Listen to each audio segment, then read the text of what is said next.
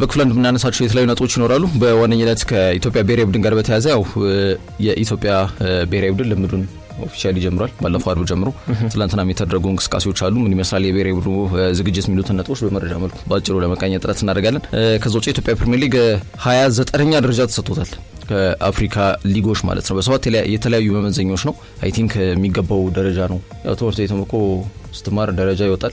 ደረጃና አይተደው ማሻሻል ያንተ ኃላፊነት ነውና ፕሪሚየር ሊጉ 29ኛ ማለት በጣም በመክፈል አራተኛ ነው። ከፍተኛ ገንዘብ በመክፈል ለተጫዋቾቹ ግን በደረጃ 29ኛ መቀመጡን ከኬር ፉት ጋር በተያያዘ ያው የአፍሪካ ሊጎችን በሰባት የተለያዩ እርከንና መመዘኛ ይፋ አድርጓል ትላንትናና ጉዳዩ መነጋገሪያ ስለሆነ ይሄ ነጥብ በመረጃ መልኩ እናነሳለን ማለት ነው። በአርማዶ ላይ ሰፊ ጉዳዮች ናቸው ያሉት። ትላንትና ሊቨርፑል ኮሞን 2-0 አሸንፏል። የሮናልድ አራውሆና የጀርሚ ጃክ የተባሉ እነዚህ ሁለት አዳዲስ ተከላካይ መስመር ተጫዋቾች እንቅስቃሴ የብዙዎችን አይን ስቧል። ሊቨርፑል በቀጣይ ዓመት ተጠናክሮ ሊቀርብ እንደሚችል አመላካሽ ነው የሚል ሀሳቦች እየተሰነዘሩ ይገኛሉ።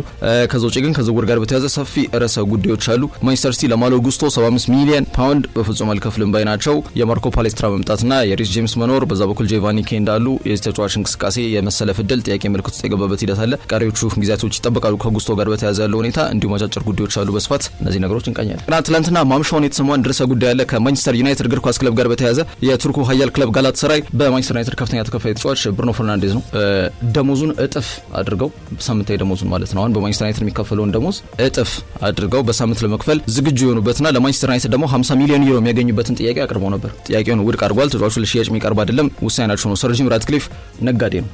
እንደ ነጋዴ ነው የሚያስበው። ክለቡን ገቢ ያስገኛል፣ ግን ደግሞ ኮስት ካቲንግ ሜጀር ወጪ ቁጠባ ስራ ዝርጋቱ በጣም አይሎ እያየነው ነው። በዙር መስኮት ላይ ዩናይትድ አንዱ ውድድር ላይ የሚሳተፍ ነው የሚመስለው። አሁን በዙር መስኮት ላይ ሲጀምሩ ጥሩ ነበር። 3 ተጫዋቾች ብቻ ነው ያስፈርሙት። ከሶስቱ አንዱም ባካፕ ጎልኪፐር ነው። አንድሬ ሳንቶስ ራሱን ያላሳየ ተጫዋች ነው። ቼልሲ እንዲያውም ጥሩ ገቢ አግኝቷል ከዚህ ተጫዋች።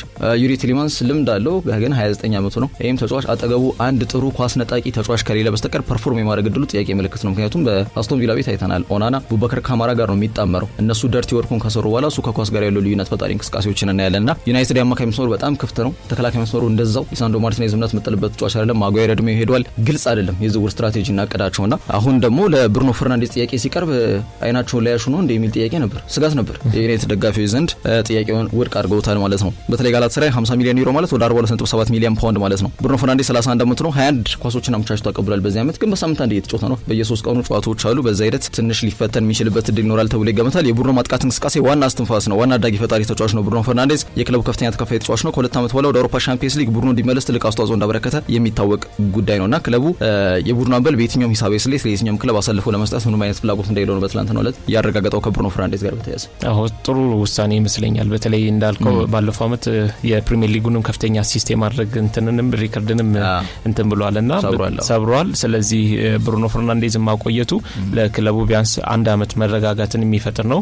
ካሪክም ደግሞ ቡድኑ እንደ አዲስ እየሰራ ይገኛልና ለዛም እንደ መሸጋገሪያ ድል ይሆናል። ምንም ጥያቄና መልስ የለውም። ወደ ሌሎች አጫጭር ጉዳዮች ለማቅናት ያክል ፓራጓይ አጥቂ አማካኝ ዩሊዮ ኢንሲሲዮ ወደ ፕሪሚየር ሊጉ በመለስ ፊርማውን ለኢፕስዊች ታውን አስቀምጧል። ኢፕስዊች ታውን የዚህን የፊት መስመር ተጫዋች ዩሊዮ ኢንሲሲዮ እርግጥ አጥቂ አማካኝ ነው፣ ትሬኳቲስታ ነው፣ ግን በቀኝም በግራም መጫወት ይችላል። ከፈረንሳይ ክለብ ስትራስበርግ በቋሚ ዝውውር አስፈርመውታል። 22 ዓመት ላይ ነው የሚገኘው። የተጫዋች በነገራችን ላይ 2023 ግንቦት ወር ላይ ማንቸስተር ሲቲ ላይ ያስቆጠራት ጎል የዓመቱ ምርጥ ጎል ተብላ ተቆጥራለት እንደነበር ይታወቃል። 22 ዓመቱ ላይ ነው የሚገኘው። ስለዚህ ጥሩ ሳይኒንግ ትራክተር ቦይስ ወይም ኢፕስዊች ታውን እንዳስፈርሙ መናገር እንችላለን። የተለያዩ ነጥቦችን ለማንሳት ጥረት እናደርጋለን። ከኢትዮጵያ ብሔራዊ ቡድን ጋር በተያያዘ እንግዲህ ልምምዳቸውን በትላንትናው ዕለት ሽሮ ሜዳ አካባቢ በሚገኘው ጨፌ ሜዳ ረፋድ 3 ሰዓትና ከሰዓት ደግሞ 10 ሰዓት ላይ ያከናውኗል። ይሄ እንዴት ነው በይፋ ዝግጅት መጀመራቸውን የሚያመላክት ጉዳይ ነው። የሜዳ ላይ እንቅስቃሴ የሜዳ ላይ ተግባራቶችን ማለት ነው ኦፊሻሊ ትሬኒንግ መጀመራቸውን የሚያመላክት ጉዳይ ነው። እስካሁን ስብ መከማቸት፣ የጤና ሁኔታቸው እንደዚህ አይነት ነገሮች ምርመራ ሲደረግላቸው ነበር በቀጥታ ወደ ልምድ ከመግባታቸው በፊት ማለት ነውና የኢትዮጵያ ብሔራዊ ቡድን ለ2027 የአፍሪካ ዋንጫ መጀመሪያ የምድብ ማጣሪያ ጨዋታዎች የሚያደርገውን ዝግጅት በይፋ ነው የጀመረው። አሰልጣኝ ዮሐንስ ሳሌ ጥሪ ያደረገላቸው ተጫዋቾች ባለፈው ሳምንት አርብ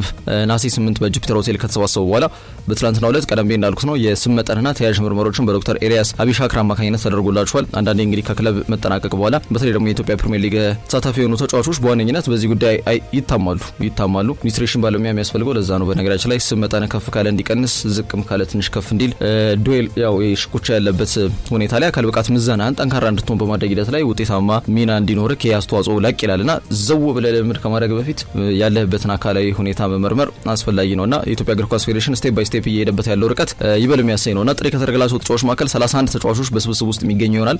የሲዳማ ቡናው ተጫዋቾች እንዲሁም በውጭ ሀገር የሚገኙ ደግሞ ተጫዋቾች በቀጣይ ጊዜያት ላይ ብሔራዊ ቡድን ይቀላቀላሉ። በተለይ እንደ ከናን ማርክና ጋቶሽ ፓኖም ገና ስብስብ ስላልተቀላቀሉ ማለት ነውና የአፍሪካ እግር ኳስ አወዳዳሪ አካል ካፍ ያው ከሰሞኑ ከኢትዮጵያ ብሔራዊ ቡድን የአፍሪካ ዋንጫ ማጣሪያ መርሃ ግብሮች ጋር በተያያዘ በሜዳው ማድረግ የሚችልበትን ፈቃድ በካቴጎሪ 3 ብሎ ወይም ዝቅተኛ መመዘኛ ሟልቷል በሚል የባህር ዳር ስቴዲየምን እንዲያከናውን ጊዜያዊ ፈቃድ ነው የሰጠው። በነገራችን ላይ በጣም መሰመር ያለበት ጉዳይ ነው። አንዳንድ መስተካከል ያለባቸው ነገሮች ካልተስተካከሉ አሁንም ይሄ ጊዜያዊ ፈቃድ ሊነጠቅ ይችላል ማለት ነው። ስለዚህ አንደኛ ካቴጎሪ 3 መሆኑ ጮቤ የሚያስረግጥ አይደለም፣ ግን የተሰጠውን አጋጣሚ ደግሞ እድሉን በሚገባ ለመጠቀም ዝግጁ መሆን ያስፈልጋል። እርግጥ ነው መንግስት ከሰጠው ልዩ ትኩረት ጋር በተያያዘ ከዚህ ከመሰረተ ልማትና ተያያዥ ጉዳዮች ጋር በተያያዘ አንድ ስታንዳርዱን የጠበቀ ስቴዲየም የሚኖርበት እድል ሰፊ ይመስላል። ከአዲስ አበባ ስቴዲየምም ሆነ በተለይ ምክትል ጠቅላይ ሚኒስትር አቶ ተመስገን ጥሩነህ በተደጋጋሚ የባህር ዳር ስቴዲየም ያለበትን ሁኔታ ያሳውቃሉ። በማህበራዊ ትስስር ገጻቸው አማካኝነት ያለውን ግንባታ ያለውን ሂደት ምን ይመስላል የሚለውን ነገር በጣም ፍሪኩዌንትሊ ነው አፕዴት የሚያደርጉትና ያ ትልቅ ፋይዳ ይኖራል ተብሎ ይገመታል። ግን ጊዜያዊ ፈቃድ ነው፣ ያንን ፈቃድ ለመጠቀም የሚያስችል ሁኔታ መደረግ አለበት የሚለውን ማስመር እንችላለንና በዚህ መሰረት 2007 የአፍሪካ ዋንጫ ምድብ 10 ላይ ነው የተደለደል ነው። ጎረቤት ሀገር ሱዳን በኳሴ አፒያህ በዚህ ጋና ያሰልጣኝ ነው የሚመሩት። በአፍሪካ ዋንጫ አይተናቸዋል እኮ ባለፈው ጥር ወር ላይ በጣም አስደንጋጭ እንቅስቃሴ ምድባቸውን ምርጥ ሶስተኛ አይደለም ሁለተኛ ጃን ይዘው ያጠናቀቁት። እንዲሁም ሱዳን በጥሎ ማለፍ መርሃ ግብሮች ላይ በጣም አስደንጋጭ እንቅስቃሴ ላስጨራሽ ትግል ውስጥ ገብታ እንደነበር አይተናታል። ከሴኔጋል ጋር ባደረገችው ጨዋታ ማለት ነውና የመጀመሪያ ጨዋታችን ከሱዳን ጋር ነው የምናደርገው። ሁለተኛው ምድብ ጨዋታችን ከሴኔጋል ብሔራዊ ቡድን ጋር እናደርጋለን። ከሴኔጋል ጋርም ጨዋታችን የምናደርገው ከ9 ዓመታት በኋላ ለመጀመሪያ ጊዜ ነውና ይህ በሜዳችን ማድረግ የምንችለው መርሃ ግብር በባህር ዳር ስቴዲየም ማክሰኞ መስከረም 19 ከቀኑ 10 ሰዓት ላይ ይከናወናልና ይሄንን ጊዜያዊ 3 ካቴጎሪ 3 እድል በሚገባ ለመጠቀም በቀጣይ መሰራት ያለባቸውና ይጠናቀቁ የተባሉት ስራዎች ግን መጠናቀቅ አለባቸው የሚለው ማንሳት እንችላለን። ግዴታ ነው። በተለይ በሀገር ውስጥ ጨዋታዎችን ማድረግ ከፍተኛ ጠቀሜታ ነው ያለው። እንደምታውቀው ደግሞ ኢትዮጵያ ስቴዲየሞችን አይደለምና ሰፊ ስቴዲየሞች ግንባታዎች አሉና ደረጃውን ያሟላ ስቴዲየም መገንባት ነው ዋናው ነገር። የተጀመሩትን ቶሎ ማጠናቀቅና ደረጃቸውን በካፍ እያስገመገሙ ማስተካከያ እያደረጉ መቀጠሉ መፍትሄ የሌለው ዘላቂ የሆነ መፍትሄ ስለሆነ እዛ ላይ ትኩረት ማድረግ ያስፈልጋል። ምንም ጥያቄ የለውም። ብሔራዊ ቡድኑ እንዳልከው ነው የሚመዘነው ቢያንስ በሀገር ውስጥ የሚያደርገውን ጨዋታ በሀገር ውስጥ አድርጎ ነው። ደጋፊዎች ፊት ማድረግ ያለበትን ደጋፊዎች ፊት አድርጎ ውጤት ካልመጣ ነው ጣት ስትቀስረም የሚያምረውና በዛ መንገድ መቃኘቱ ግድ ይላል። ይህን እድል እንዴት ተጠቀሙበታል? ከሴኔጋል ጋር የሚደረገው መርሃ ግብር ከወዲሁ ነው ዝግጅት እያደረጉ ያሉት ለመስከረም 19 ጨዋታና ጥሩ በሆነ መንገድ ብሔራዊ ቡድኑ ይዘጋጃል ተብሎ ይገመታል። ከዛ ውጭ የኢትዮጵያ ፕሪሚየር ሊግ ያው የብሔራዊ ቡድኑ ነጸብራቅ ማለት ነው። ሊግ ጠንካራ ሲሆን ነው ብሔራዊ ቡድን ጠንካራ የሚሆነው። ይሄ ምንም ለጥያቄ የሚቀርብ ጉዳይ አይደለም። እንግሊዝ ብሔራዊ ቡድን 3ኛ ነው ያጠናቀቀው በዓለም ዋንጫ ላይ። ፕሪሚየር ሊጉ ግን ቁጥር 1 ተወዳጅም እንዲሁም ደግሞ ፍክክር ያለበት ሊግ እንደሆነ ይታወቃል። ስፔን የዓለም ዋንጫን አሳክታለች። ሊጓ የምታውቀው ጉዳይ ነው። የኢትዮጵያ ፕሪሚየር ሊግ በጣም ደካማ ሊግ ነው። ይህን ማስመር ያስፈልጋል። በተደጋጋሚ በተለያዩ ደረጃ መመዘኛና መስፈርቶች ስትቃኘው ጥያቄ ምልክት ውስጥ የገባ ሊግ ነው። ይህ እንዲህ እንዳለ ራሱ ደግሞ ኬርፉት የአፍሪካ ሊጎችን በ7 የተለያዩ መመዘኛዎች ማለትም የካፍ የክለቦች ውድድር ፐርፎርማንስ፣ የአማካኝ የሊግ ጥራት፣ የፉክክር ደረጃ፣ መሰረተ ልማትና ስቴዲየም፣ የታዳጊዎች ልማት፣ ፕሮፌሽናሊዝም፣ የሙያ የላቀ አክብሮትና ተያያዥ ጉዳዮች ነው። እንዲሁም ደግሞ እይታና ሳቢነት፣ ትኩረት፣ አካታችነትና መሰል ነገሮች እነዚህን ከግምት ውስጥ ከቶ ነው በፐርፎርማንስ የመዘነው። 54ቱም የአፍሪካ ሀገራት ነጥብ በመስጠት ይፋ ሆኗል። ያለፉት የአህጉሪቶች ሊግ በቅርበት ተከታትያለሁ በሚል ነው ኬርፉት ይህን ነገር ይፋ ያደርገውና የኢትዮጵያ ፕሪሚየር ሊግ 29ኛ ደረጃ ላይ ተቀምጧል። የኢትዮጵያ ፕሪሚየር ሊግ 44 ነጥብ ነው የተሰጠው ከመቶ 44 ማለት ከ50 በታች ከሆነ በትምህርት ቤትም ወድቃል አይደል? 50 በታች ከሆነ ወድቃል። 44 ነጥብ ነው የተሰጠውና ሊጉ ከምስራቅ አፍሪካ ራሱ ከታንዛኒያ፣ ከሩዋንዳ፣ ከዩጋንዳና ከኬንያ ቀጥሎ 5ኛ ደረጃ ላይ ተቀምጧል። እና አሁን ሊግ ነው እንግዲህ 900 ሺህ ብርና 950 ሺህ ብር ለተጫዋቾች የሚከፈልበት ሊግ ማለት ነው። እና ከክፍያ አይደለም አሁን ለምን ተከፈለ ሳይሆን የክፍያው ጉዳይ ሳይሆን ውጤቱ ነው መመዘን ያለበት። ተጫዋቾቹ ክፍያቸው ብቻ ሳይሆን ያመጡት ተጽዕኖ ምንድነው፣ ብቃታቸው፣ ችሎታቸው በዛ ደረጃ ነው ብሔራዊ ቡድን ላይ እየተንጸባረቀ ያለው የሚለው እጅግ መሰረታዊ ነው። እንደምታውቀው እንግዲህ ፕሪሚየር ሊጉ ራሱ ክልሎች ላይ ሲዞር ነበርና ወደ አዲስ አበባ የተመለሰውም በዚህ አመት በቅርብ ወራት ውስጥ ነውና እሱ ራሱ የራሱ ተጽዕኖ አለው። በቀጣይ ደግሞ እነዚህ ነገሮችን አሻሽሎ መቀጠሉ ምንም መፍትሄ የሌለው ዘላቂ የሆነ ነገር ነውና እዛ ላይ በትኩረት መሰራት አለበት። እንዲህ አይነት መስፈርቶችን ደግሞ ወስዶ ግምገማ ማድረግ በጣም አስፈላጊ ነው። ሚዲያዎችም ተጽዕኖ ማድረግ ያስፈልጋልና ፕሪሚየር ሊጉ ራሱ መስፈርቶቹ ወስዶ ምን ደረጃ ላይ ነኝ ያለውት ለምንድነው የነጥብ የተሰጠኝ የሚለውም ራሱ መገምገም አለበት። ምንም ጥያቄ የለውም።